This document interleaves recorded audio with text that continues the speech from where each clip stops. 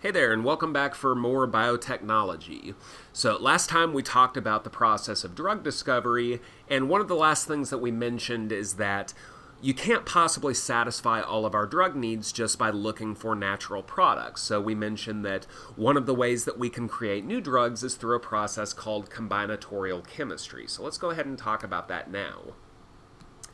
So the idea behind combinatorial chemistry is that you create new, possibly more effective drugs by fusing two molecules or compounds together by forming new covalent bonds between them. And like we say, this is called combinatorial chemistry. There is a very, very famous example of how this led to one of the most important drugs of the last few centuries. So we're talking about aspirin here, which is also called acetyl salicylic acid. We've talked before when we've had prior discussions about natural products about willow leaves producing a compound called salicin. Salicin has essentially the same beneficial effects as aspirin, but it is very, very caustic. It's hard on soft tissues and causes tissue damage. So back in the way ancient times, people who were experiencing fevers or pain were instructed to chew on willow leaves or willow bark, and that helped to reduce the pain, but they also did a lot of damage to their mouths and softer tissues. So what we're trying to accomplish here with combinatorial chemistry is to create a new drug that has the same beneficial effects as salicin but doesn't have the harmful side effects. So what we ended up doing was taking salicin, which the original backbone of salicin is shown here in black, and we added an acetyl group to it, which is here in red.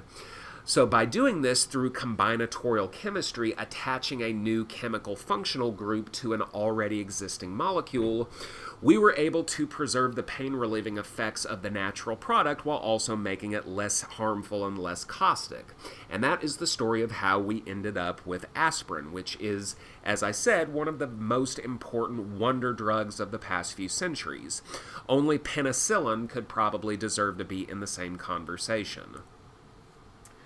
So in addition to this, not only is combinatorial chemistry good for making new and improved drugs, it's also good for teaching us to learn to synthesize salicin directly so we're not having to harvest a whole bunch of it from willow trees. So we could cause that plant to go extinct if we're not very careful. So now we can just synthesize it ourselves in the laboratory. So one of the nice things about combinatorial chemistry is that, like I said, it allows us to take natural product drugs that we already have and have characterized fairly well, like salicin and like digitalis, and modify them with a number of chemical building blocks like the acetyl group that we saw in the case of aspirin. And then we can take these drugs and we can assay them for their activity using high throughput screening. So when we use the term high throughput, this basically just means that we can perform many assays or many tests in a very short amount of time and with minimal effort. So we can get a lot of data and a lot of information in a short amount of time. And that's obviously very useful when you're dealing with many different drug candidates and you want to get a good candidate that you can move ahead with in a short amount of time.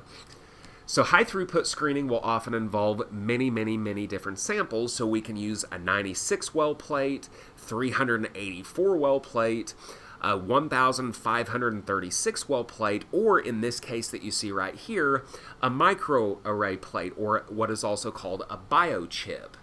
So what this chip consists of is many thousands of different microscopic wells in which we can assay our drug either through ELISA or something else that we have talked about before. And we can use automation, we can use robots to speed up the loading of samples and the actual assay process. So using something like this, we can analyze the data and get those data very quickly so that we can know which of our drug candidates are worth further characterizing and which ones we can just throw in the garbage bin.